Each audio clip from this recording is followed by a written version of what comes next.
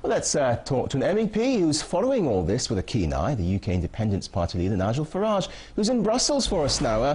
Thank you for joining us. You're a long-standing EU critic, and Britain has said no to tighter controls, leaving Euro countries to sort themselves out, really. Surely the UK is now being pushed further aside. Well, let's hope so, because we don't want to be part of a political union. We don't want to be part of an economic and monetary union.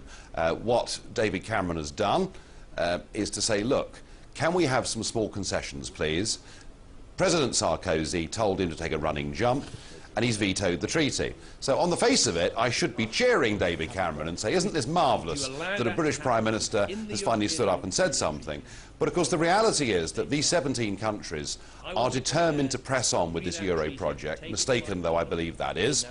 And it actually leaves Britain now in a really difficult position, because we're still members of the Union, we're still bound by all its legislation, and yet what's perfectly clear is that henceforth we will have no influence whatsoever. And actually what I'm getting in the hall today from journalists from all over Europe is that Britain is now despised. So I think what will happen now back in the United Kingdom is we're about to launch into a very big national debate about whether we should be members of this union at all. But if these countries are going to push on, as you say, can the 17 euro-using nations solve this by themselves? Well, listen, the word solve implies that there is some easy solution to hand. There isn't. The euro is a misconstruction. Countries like Greece and Portugal should never have joined it in the first place. And by increasing the size of bailout funds, by taking more power from democratic nation-states to the centre, does nothing to address the fundamental problem that Greece and Germany cannot live together inside a single economic and monetary union. Well, that's interesting. So if there's a separate financially based group within the EU, are you saying this could lead to a split in the union then? I think what we saw in the early hours of this morning was the biggest split in the European Union in 50 years. You know, the United Kingdom has been a member of this thing since 1973. We're a big economy, we're an important country, and whether David Cameron knows it or not, what he did last night was the first step towards the exit door. How easy will it be for those countries to convince their populations about facing tighter controls? We hear a lot about the politicians, but what will the people think of all this? Believe you me, if we were to put this Euro package to the electorates of Greece, of Portugal, of Ireland, of Italy, of Spain, they would all say no. Because, you know, the better solution is to have their own currencies back, to have a successful competitive devaluation, and then and only then to put in place the kind of austerity measures that are needed to get their borrowing back under any sort of control.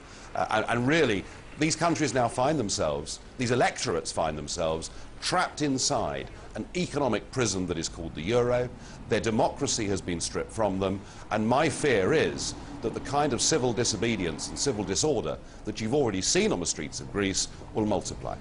Now, the talks are not over yet, though. Markets are already jittery because they couldn't find a unified solution. If you were a betting man, what would your prediction be of how the next crucial 24 hours will actually pan out? I think in the next 24 hours, the 17 politicians, not peoples, will agree that they are going to push on, that they are going to give incredible dictatorial powers to unelected bureaucrats based in Brussels. The markets will remain extremely nervous, and remember that even the package they're talking about today will take until March to implement, and I think in the meantime the Eurozone and particularly the Mediterranean countries are extremely vulnerable indeed, and I do not discount that a breakdown in the markets will overwhelm the whole euro problem, and that the Eurozone countries and the EU institutions will find themselves simply not big enough to cope with it. Those Mediterranean countries you mentioned, if any of them should leave the euro, won't that cause terrible trouble in itself? Well, listen, the argument always is that we must maintain the status quo, because if we don't, the sky will fall in and there will be disaster. Just look at what happened to Iceland. You know, Iceland came through this credit crunch in the most horrendous situation. Several of her banks went bust, her currency collapsed, interest rates soared, but 3 years on, the Icelandics have a growth projection next year of 3%, and things are going well. And what it says to me is that if you're stuck in a bad marriage, the best thing to do is to end the marriage and start again, and I see no hope at all for the Greek economy stuck inside this economic prison that is called the euro. OK, Nigel Farage, European MEP and leader of the UK Independence Party. Thank you for your views here on RT. Thank you.